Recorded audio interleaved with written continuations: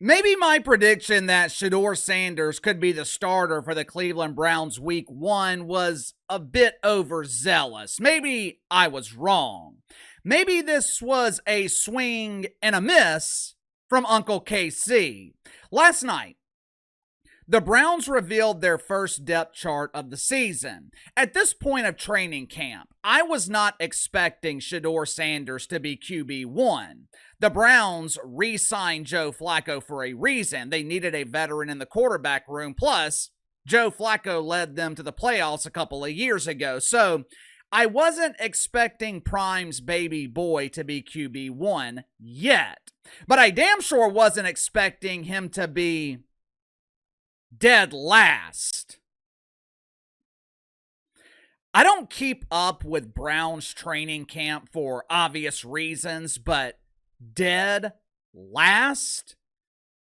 You mean to tell me at this point of training camp, Shedeur Sanders is worse than Ken Pickett?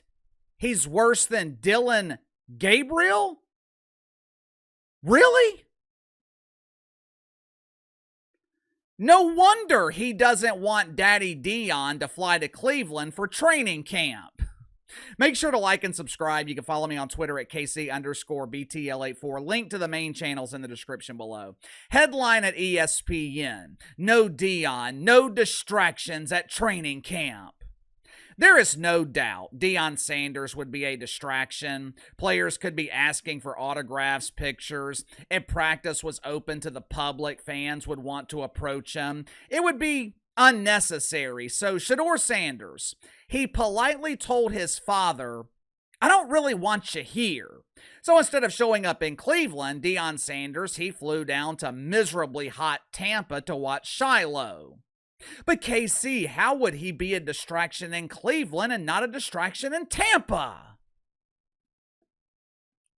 Hell if I know. Ask Shedeur Sanders. He's the one that didn't want Daddy at training camp. But in his defense, there is a huge difference in going to watch a low-profile, undrafted safety and going to watch the highest-profile fifth-round draft pick in the history of the NFL. But as it turns out, Deion being a distraction, that's not the real reason that Shedeur Sanders didn't want him at camp.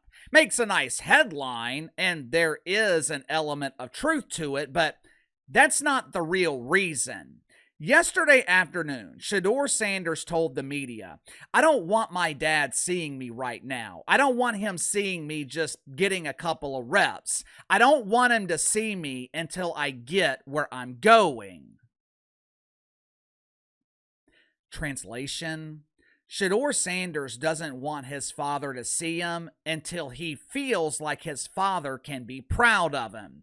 Every son in America who had an influential father in their lives growing up, we can completely understand Shedeur Sanders' reasoning. I don't blame him. This kid has been a starter. This kid has been a star everywhere he has played.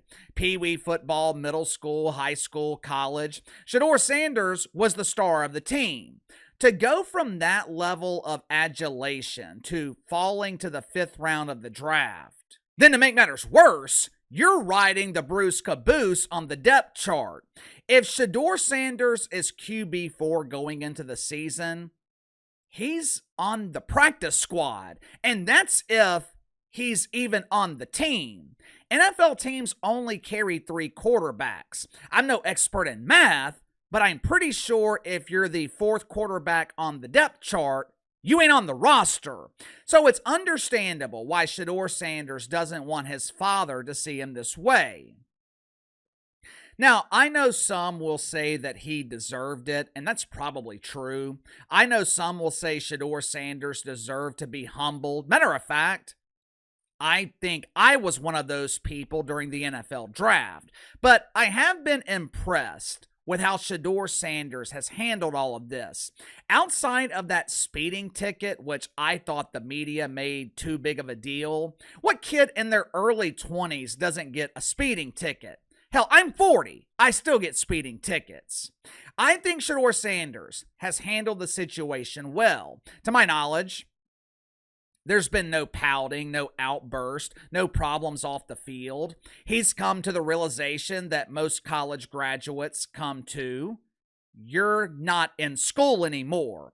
This is the real world. No one gives a shit who your daddy is. No one cares what you did back in high school.